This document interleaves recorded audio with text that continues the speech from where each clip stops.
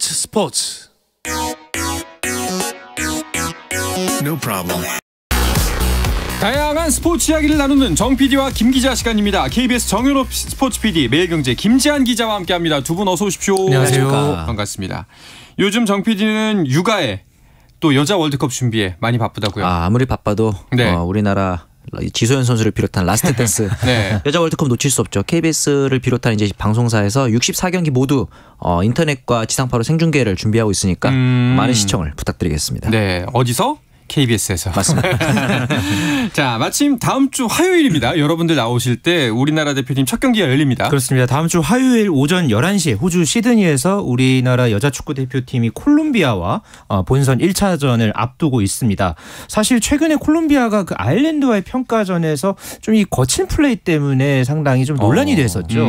예, 경기 도중에 이제 워낙에 이제 콜롬비아 선수들이 거치게 경기를 하니까 결국은 이 아일랜드 측에서 경기를 이제 종료하는 그런 상황까지 이제 맞으면서 굉장히 좀 여기에 대한 좀 우려가 있는 상황인데, 그럼에도 이 콜린 벨 감독을 비롯한 코칭 스태프 아주 차분하게 준비를 하고 있고, 선수들도 결전의 그 순간까지 지금 굉장히 좀 열심히 지금 준비를 하고 있는 상황인데요. 네. 꼭 다음 주 이 시간에 승리하는 소식 전할 수 있었으면 좋겠습니다. 네. 아니 근데 어느 정도나 심했길래 세상에. 보통 그렇게 중단까지는 안 가잖아요. 항의선에서 마치는 게 보통이잖아요. 그렇죠. 그런 상황이었는데 아마 그 영상을 한번 찾아보시면 네. 이 콜롬비아 선수들이 마치 조금 이제 거친 플레이하면은 사실 좀 어느 나라가 사실 좀 떠올려지는 그런 게 있는데, 그 나라와 조금 비슷하다 뭐 이렇게까지도 이제 댓글과 반응들이 이어졌을 정도였고 결국은 이 선수 보호 차원에서 이 아일랜드 측에서 이제 경기 종료를 선언을 하면서 결국 평가전이 이제 90분을 모두 마치지 못하고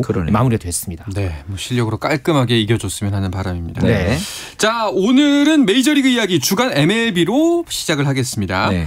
후반기에도 김하성 선수의 타격감은 여전하네요. 그렇죠. 이제 어제 경기였죠. 이제 윌러 선수의 스위퍼를 걷어올려서 또 홈런을 쳤는데, 이 홈런이 리드오프 홈런이었습니다. 선두 타자로 나서서 천 홈런인데 개인 통산 두 번째 리드오프 홈런이었고, 이 홈런을 통해서 13경기 연속 출루를 또 이어가게 됐습니다.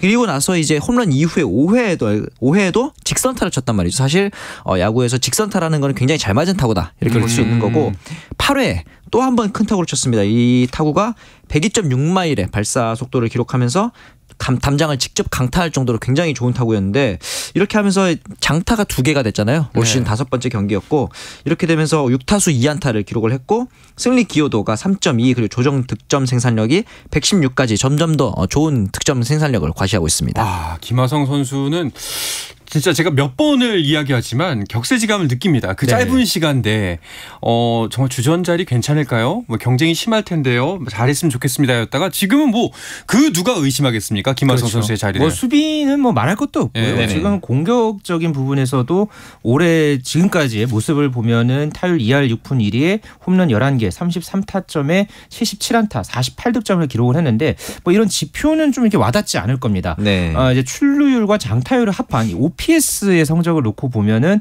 이게 지금 7할 6푼 9리를 기록을 하고 있는데, 이게 그 메이저리그 진출 첫 해가 6할 2푼 1이었고요. 작년에가 7할 8리였습니다.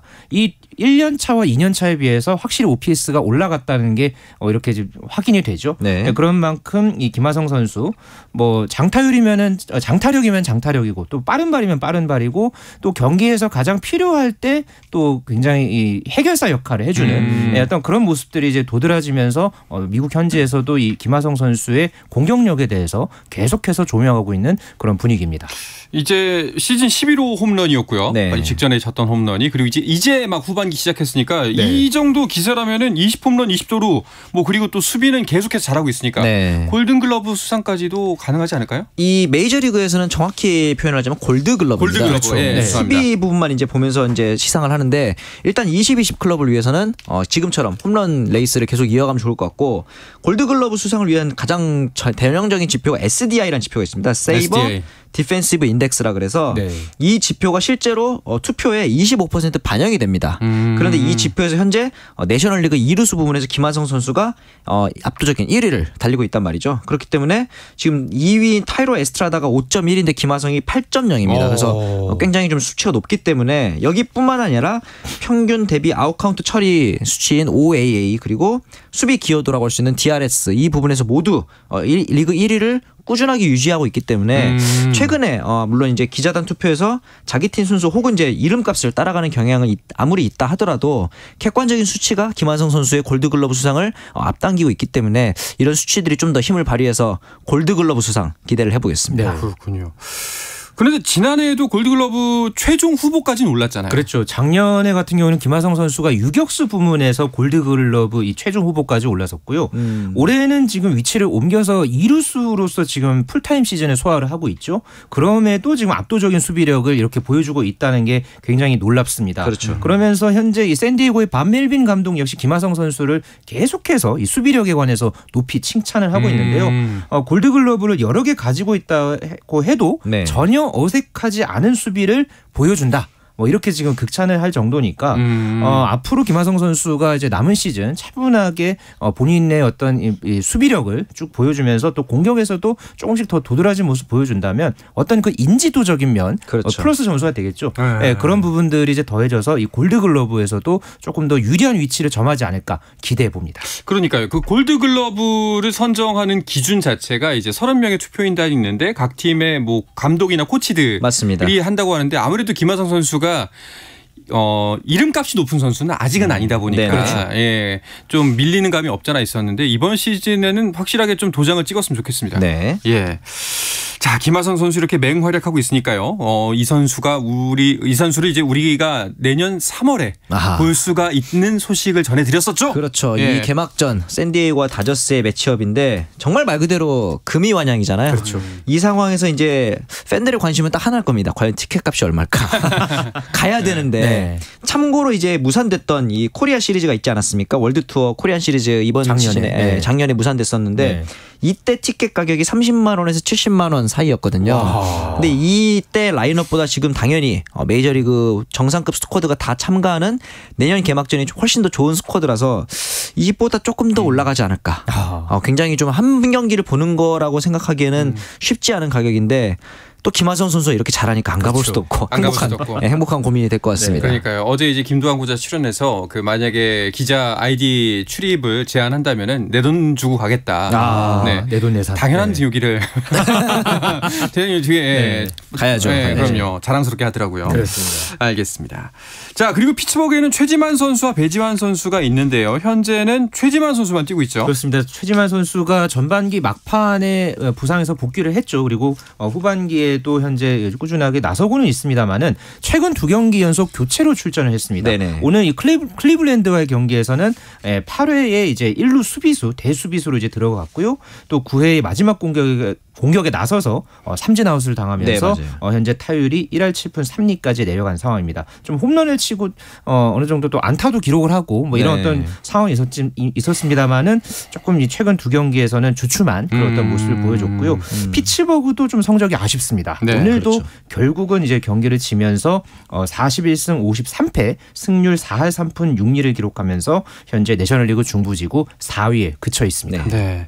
배지환 선수의 복귀 일정은 아직 정해진 게 없나요? 그렇죠. 2일에 내야 땅볼을 치고 1루로 뛰다가 이제 상태가 악화됐는데 이 왼쪽 발목 부상이었잖아요. 근데 그렇죠. 계속 이제 그 전에도 왼쪽 발목이 좀 좋지 않은 상태였는데 사실 배지환 선수 이번 시즌 메이저리그 데뷔했는데 아프다고 쉴 수는 없잖아요. 참고 뛰다가 좀 악화된 것 같아요. 그래서 사실 5월 초에는 그냥 조금 휴식하면서 상태를 회복했는데 이번에는 부상자 명단에 이름이 올라갔단 말이에요. 그래서 10일 정도 제외가 되지 않을까 했는데 아직까지 회복이 되지 않고 있고 피츠버그 지역신문에서도 주말 샌프란시스코전 복귀를 예상하지만 아직까지 확실하게 다시 돌아올 수 있을지는 모르겠다라고 하면서 복귀가 임박한 것으로 볼 수는 없다. 굉장히 좀 아쉬운 이야기를 했기 때문에 사실 배지환 선수 이렇게 이번 시즌 두각을 드러냈는데 대체자가 자리를 잡아버리면 굉장히 마음이 조급해질 수 있잖아요. 그렇죠. 이런 상황에서 저는 그래도 좀 확실하게 회복하고 돌아와서 좋은 모습 보여줬으면 하는 바람이 있습니다. 그렇죠. 부상 재발이 더 안 좋은 거니까요. 네, 예, 급한 마음 조급해하지 않았으면 좋겠습니다. 네. 자, 반면에 토론토의 류현진 선수는 곧 돌아올 것 같습니다. 그렇습니다. 그저께 류현진 선수 아주 좋은 또 투구 내용을 펼쳐 보였습니다. 그렇죠. 이 트리플 A 버펄로 바이선스 소속으로 해서 디트로이트 사나 이 털리도 머드헨스를 상대로 해서 5이닝 3피안타 4사구 없이 5탈삼진 1실점 기록하면서 네. 승리 투수로서 경기를 아주 산뜻하게 마무리 지었고요. 경기 내용을 좀 살펴보면은 투구수가 66개였는데 네. 그중에서 스트라이크가 46개였고요. 평균 구속이 시속 87.6마일 약 141km 올라왔네요. 네, 그리고 네. 최고 구속도 시속 89.3마일 144km대까지 올라섰습니다. 경기가 끝나고 나서 류현진 선수 본인의 인터뷰도 굉장히 좀 만족스러워하는 네. 그런 어떤 이 반응이었는데요. 높은 수준의 레벨에서 던져서 정말 기쁘다. 이렇게 이야기를 했고요. 투구수가 65개로 정해진 상태에서 경기에 나섰기 때문에 타자들 상대로 해서 굉장히 공격적으로 던졌고 본인 스스로도 아주 만족한다. 이렇게 이야기를 했습니다. 특히나 이 류현진 선수가 이 몸무게 감량에 대해서 최근에 또 화제가 됐었잖아요. 네. 현지에서는 이 30파운드 가량, 그러니까 우리 이 몸무게로 치면은 13.6kg 가량 우와. 감량을 했다고 하는데 네. 한눈에 봐도 이 류현진 선수가 다이어트한 모습이 눈에 띄었거든요. 이게 캐나다와 미국 현지에서도 이제 주목을 받았는데 몸이 가벼운 게 투구에 도움이 된다라고 이야기를 하면서 이 감량한 이 류현진 선수의 더 빨라진, 더 안정적인 이 투구 내용에 현재 이 토론토에서도 굉장히 고무된 그런 분위기를 보이고 있습니다. 아, 젊어진 것 같아요. 역시. 그런데 진짜 이제 복귀전을 놓고 네.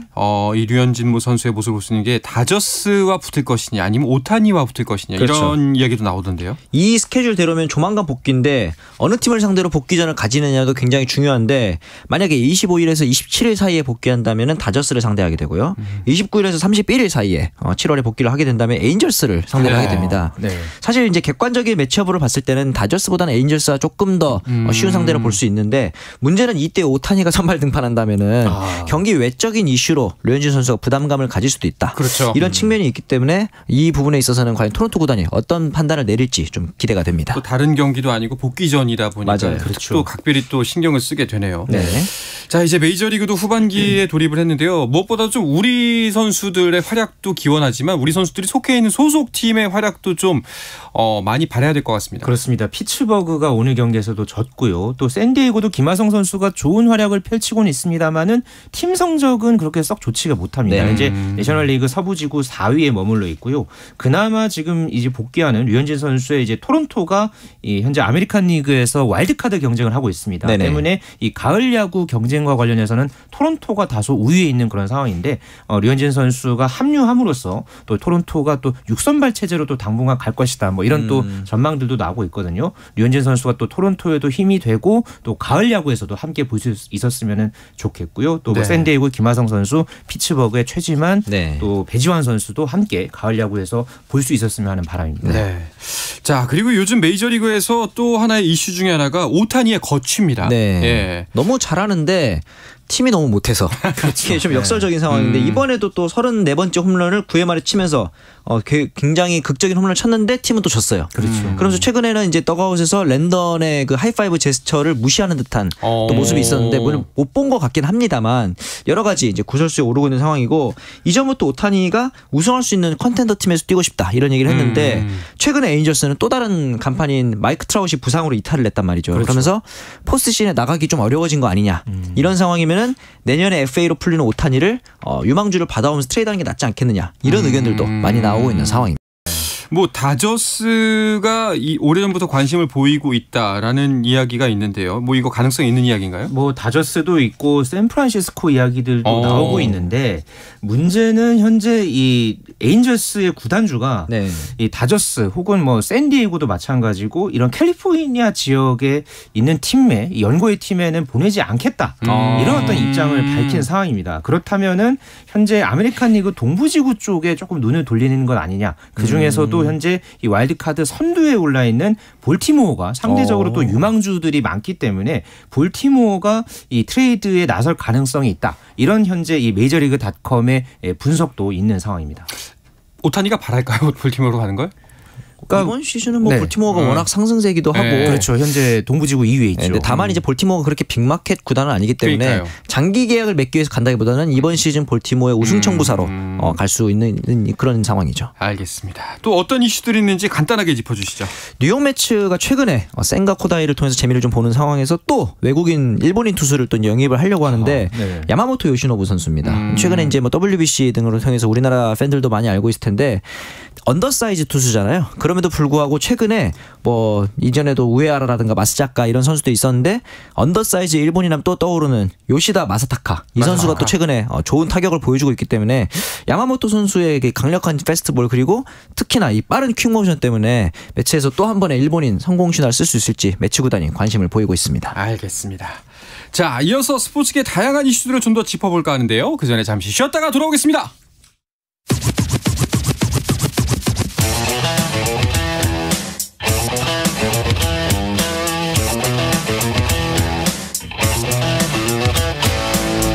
짜릿함이 살아있는 시간 한상원의 스포츠. 어떤 스포츠 이야기도 함께 할 수 있는 시간 정 PD와 김 기자 듣고 계십니다. 매일경제의 김지한 기자, KBS 정현호 PD와 함께하고 있습니다. 자, 한 주간 스포츠 이슈들 좀 더 짚어보겠습니다. 먼저 윈블던 테니스 대회 이야기를 안 할 수가 없겠죠. 네. 꿈의 대결 그리고 또 명승부로 대회가 마무리가 됐습니다. 그렇습니다. 경기 전서부터 테니스 세계의 대결이 펼쳐진다. 뭐 이렇게 많은 또 이 관심을 모았고요. 역시나 엄청난 명승부가 펼쳐졌습니다. 네. 신구 테니스 황제 대결 4시간 42분 동안 펼쳐졌고요. 결국은 세계 1위 카를로스 알카라스 선수가 세계 2위인 노박 조코비치를 3대2로 누르고 정상에 올랐습니다. 네. 그러면서 새로운 테니스 황제가 이번 윈블던 대회에서 탄생했습니다. 4시간 42분. 이거 걷기만 해도 힘든 시간이거든요. 네, 쉽지 않아요. 4시간 걷는 거. 네.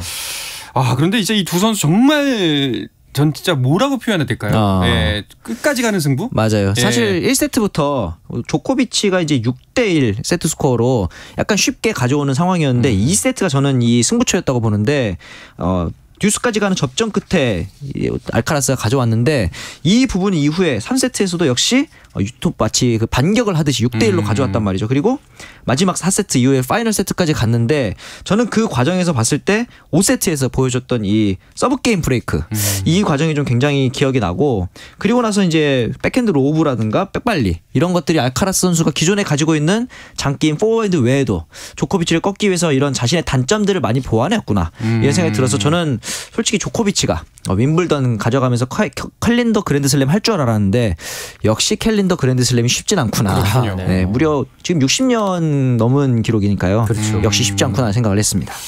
진짜 그래서 대기록은 대기록이구나라는 생각이 들 정도였는데 네.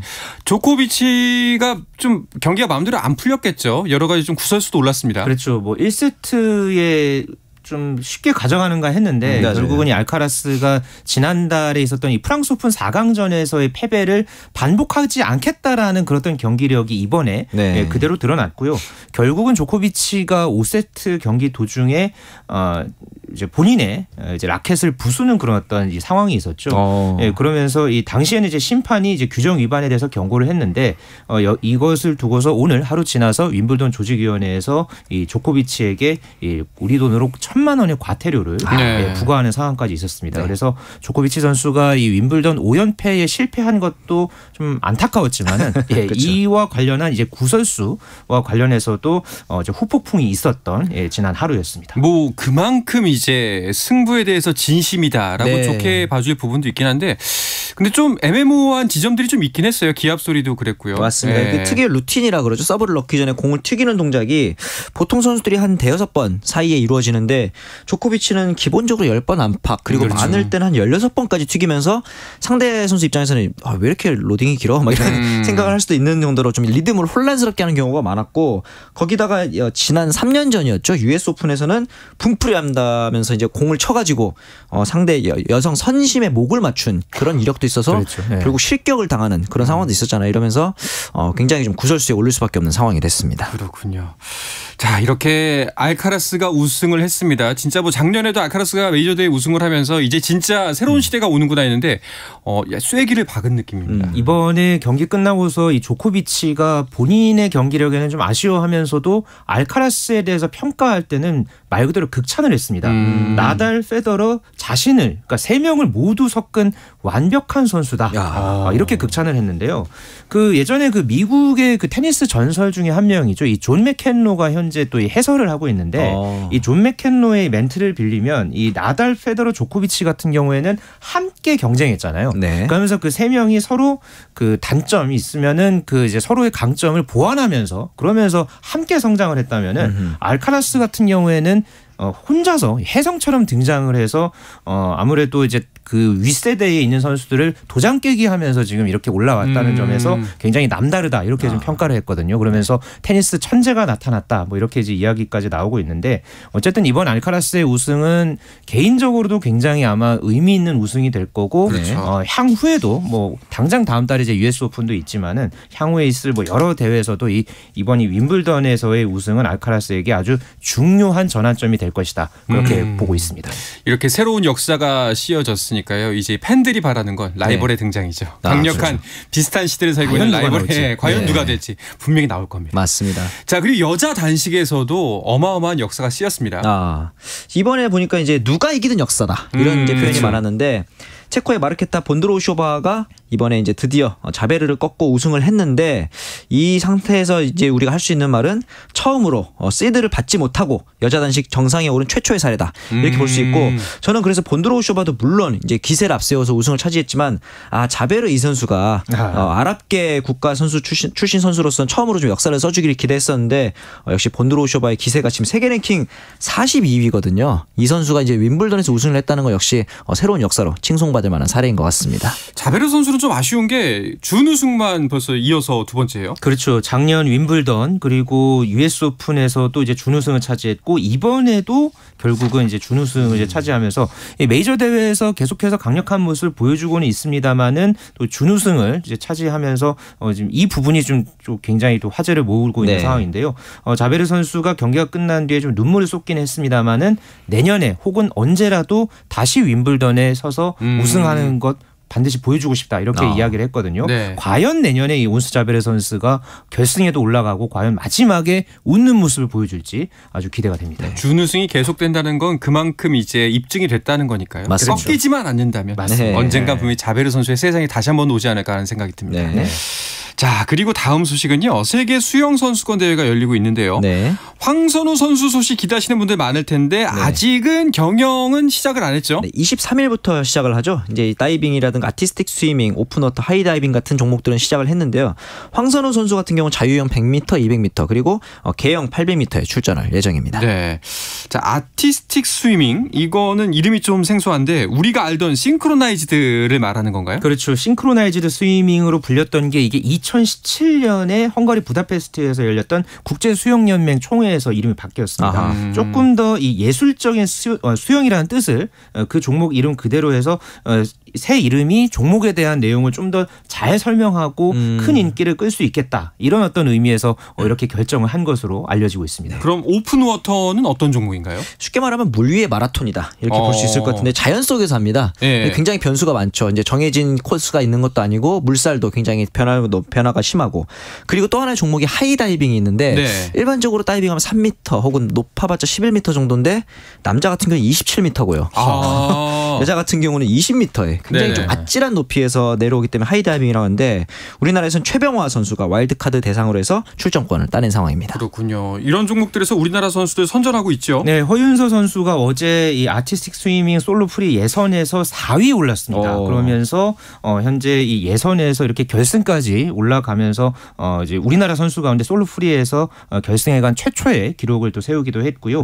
또 앞서서 이리영 선수가 솔로 테크니컬 결승에서 9위에 올랐고 또 변재준, 김 변지혜 선수가 혼성 듀엣 테크니컬 결선에서 10위에 오르면서 역시 또 함께 파란을 일으켰습니다. 네, 뭐 중요한 얘기는 아닙니다만 변재준 선수가 그 가수 변진섭 씨 아들이라면서요. 그렇죠. 과거 예능에 나온 적도 있었는데 이렇게 변재준 김지혜조가 16개 출전국 가운데 6위에 오르기도 했고 사실 이번이 이 두 선수에게 첫 세계 선수권 혼성 듀엣인데 그럼에도 불구하고 결승 티켓을 따냈다는 점 앞으로 이 두 선수의 성장세 기대해봐도 좋을 것 같습니다. 알겠습니다. 경영 일정이 23일부터라고 했으니까요. 아마 이제 올 주말 지나고 다음 주에 여러분들 다시 또 만날 시간이면 또 좋은 소식을 전해줄 수 있으면 좋겠습니다. 네. 자, 이야기를 끝으로 이번 주 정 PD와 김 기자는 마치겠습니다. KBS 정현호 스포츠 PD, 매일경제의 김지한 기자와 함께했습니다. 두 분 오늘도 고맙습니다. 고맙습니다. 감사합니다. 네, 내일도 저녁 8시 30분에 뵙겠습니다. 한상원의 스포츠.